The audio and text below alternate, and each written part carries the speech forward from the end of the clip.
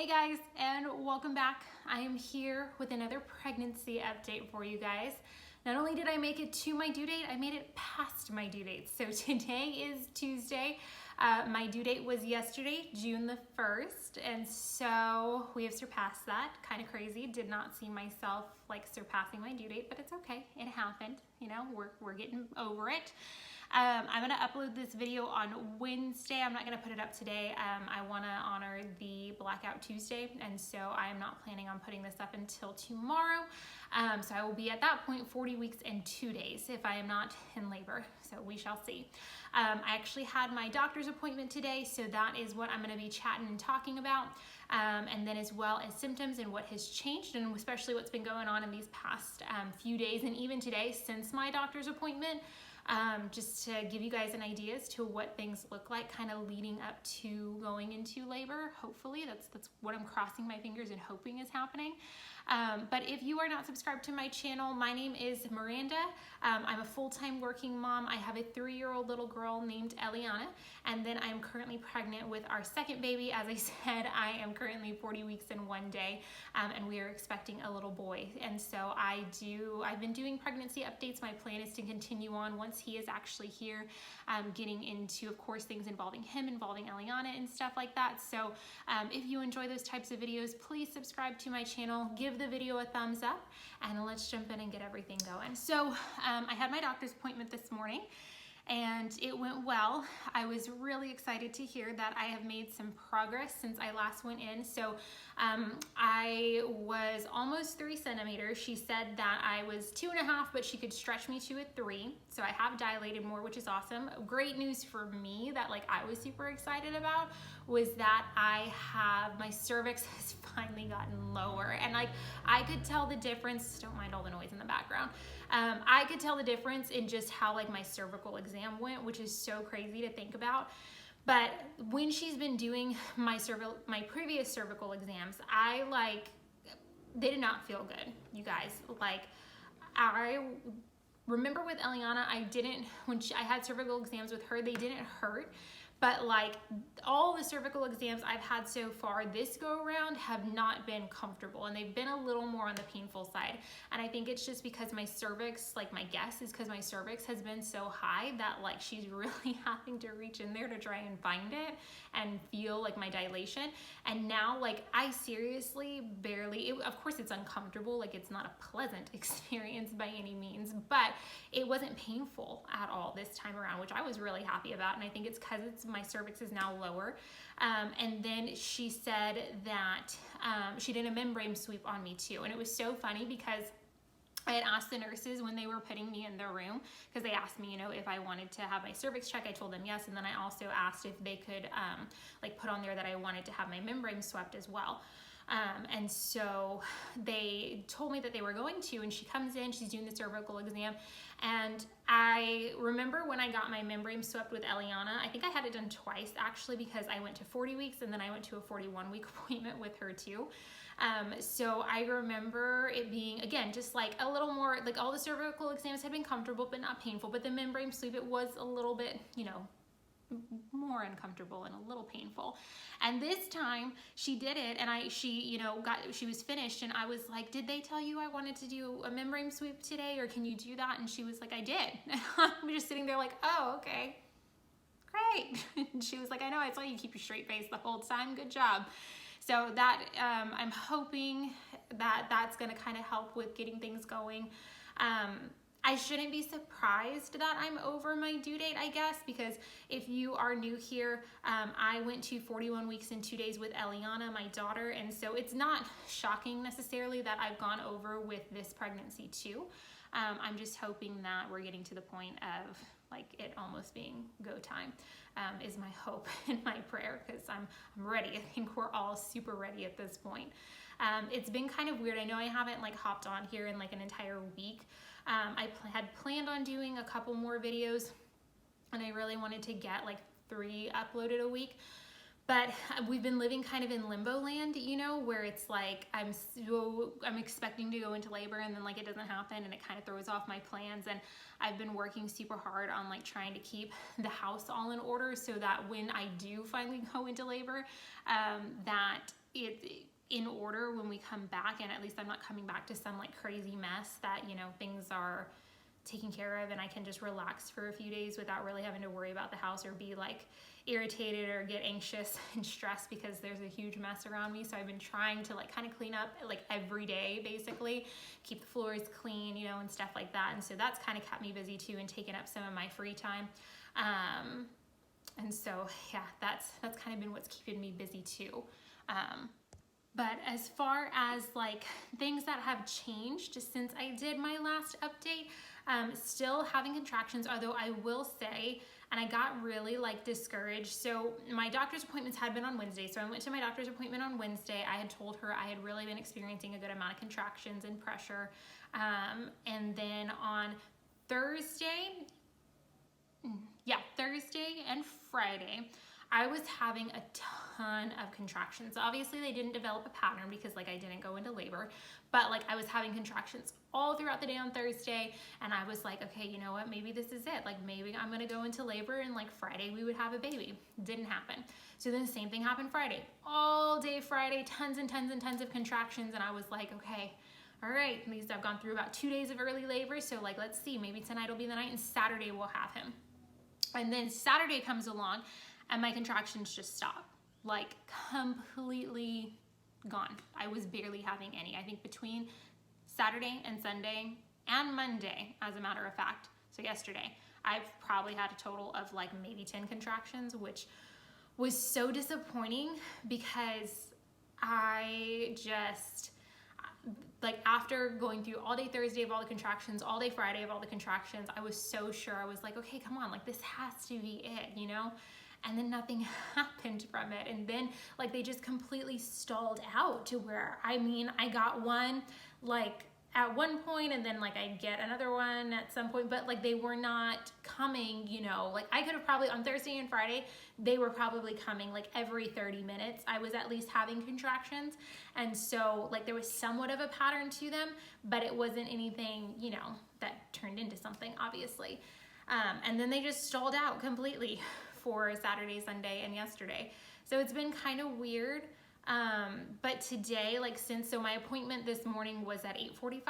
And so I've definitely been having contractions all day today, which I mean, she said was to be expected through doing a membrane sweep. If this like is your first baby, you don't know what in the world I'm talking about through a membrane sweep. I will link a channel down below. Her name is Sarah Lavon. She's a doula and a labor and delivery nurse, and she does really cool videos on really giving a good explanation behind like labor, the process behind it, what like goes on, and she has an entire video on like cervical exams and what doing, and then also a video on like ways to induce labor, where she talks about what a membrane sweep is. I'll do a little bit of an explanation, but like as a labor and delivery nurse, of course, she does a better job of explaining it than I do. But basically, like as you are, you know, pregnant and your pregnancy progresses, your cervix and your uterus are like kind of connected, right? And so like they grow together is the way that she explains it. And so it's not that they're attached or like stuck together, but they kind of are a little bit stuck. And so she said basically like when your doctor goes in and does the cervical exams, if you want a membrane sweep, they go in and when they're checking you, they basically do like a cervical massage and they're separating those membranes that are connecting your uterus and your cervix. And so it's a little bit of an irritation that then causes contractions to happen within your uterus. And like I said, I'll link Sarah's channel, Sarah Lavon's channel in my description. That way you can get like a way better explanation from an actual labor and delivery nurse and not just me. But that's where I like really learned about like what exactly a cervical exam is and like what a membrane sweep is. And I've learned so much through like all of these different channels and videos I've been watching from labor and delivery nurses, birth doulas and everything like that. I feel so much more prepared this go round than I did with Eliana, like way more prepared. But Sarah's channel is one of the ones that I've been watching, and it's been really informative, and it was cool to kind of like learn about, you know, what exactly they're doing and stuff like that when they're doing a membrane sweep, all the cervical exams and all that good stuff. But anyways, I've definitely had more contractions from that. I've had a lot of pressure down there and I was having contractions. So we've been going on walks every single day. and I like good over a mile walks. And when when we're going walking, I am having contractions. And like the past couple of days when we were going on them, I was having contractions then, and I would get them. And not only would I have like the tightening and the cramping, but then I'd have pressure, like almost like it felt like in my butt. And so it was really kind of weird, because I don't remember that with Eliana. I just remember like the tightening and then like the cramping, you know, getting more intense, but then like that pressure, it was just so crazy. So it made me, again, you know, of course, sit there and be like, okay, well, is this it? My contractions are kind of changing. But I'm hoping that through the membrane sweep that it's going to help kind of like get things going in the way they need to be, and get labor started. I was so excited to hear about like my cervix finally getting lower. I've been just doing so much as far as like walking, being on the birth ball. I feel like I live on that thing practically right now, because I've been trying to do all of the movements and everything that's, you know, are suggested and recommended for you to help with lowering your cervix, inducing labor, and all that good stuff.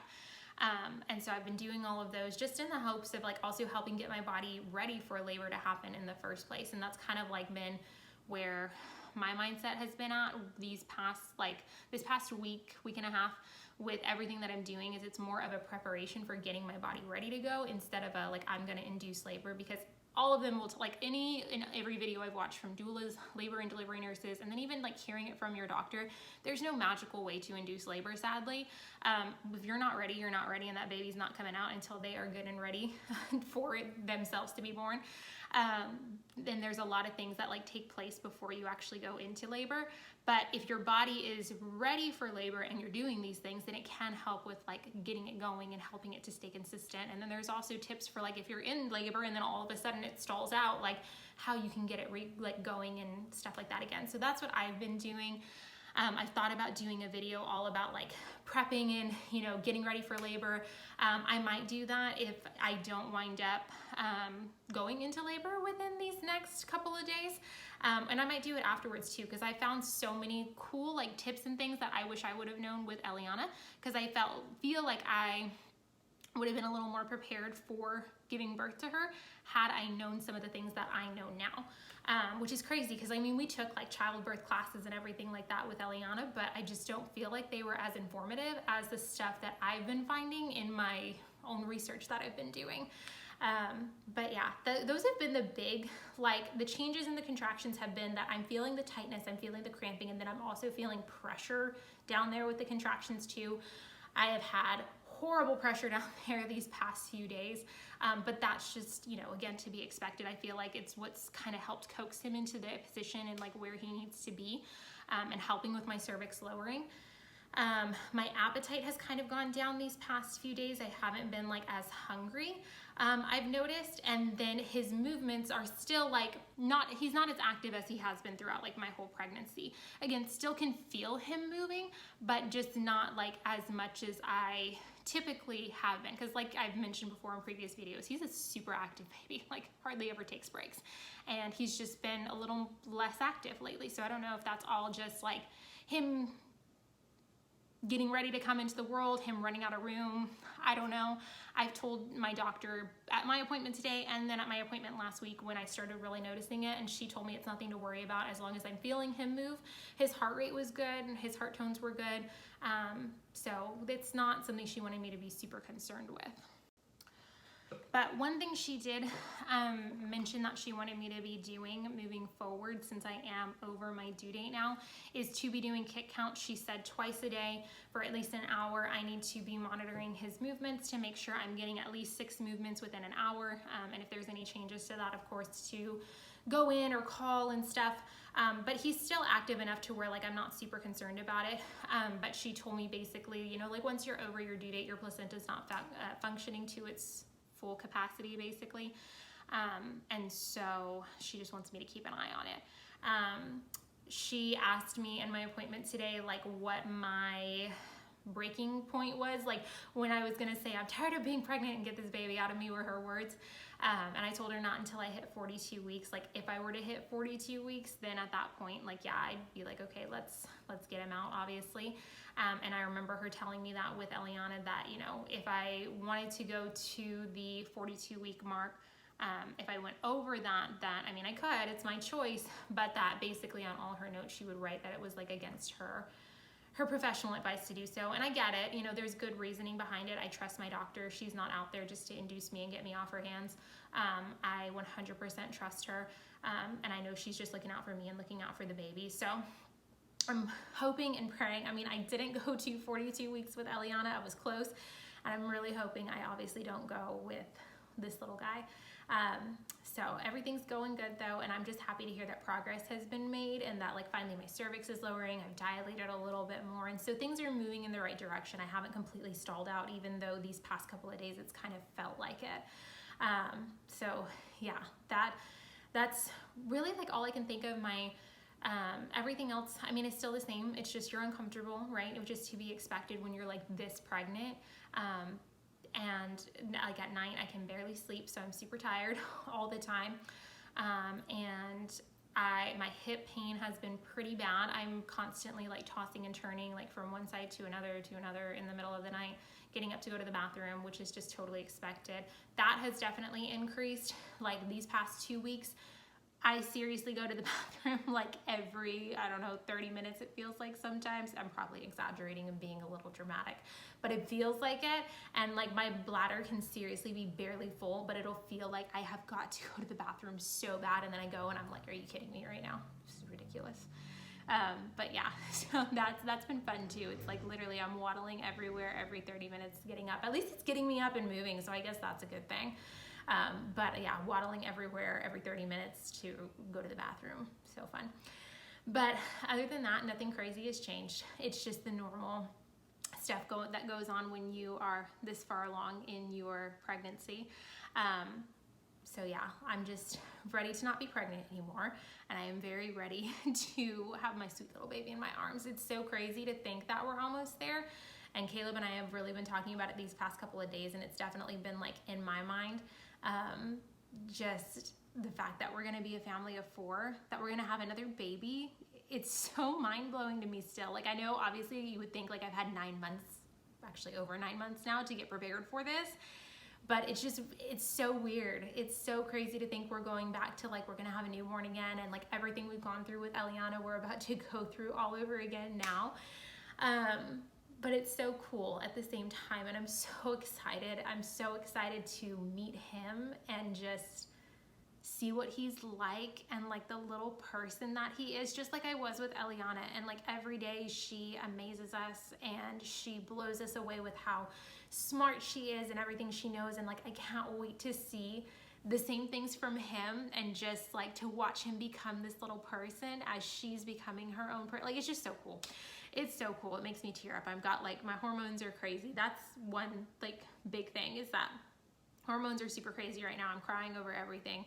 I get upset about things and like I just automatically start crying, and like I'm super emotional about the thought of, you know, him coming into the world and stuff like that. But hormones are insane in this last bit of pregnancy too, and I'm just normally like a more sensitive person anyways, and so I'm just like extra touchy right now, which I'm sure Caleb loves.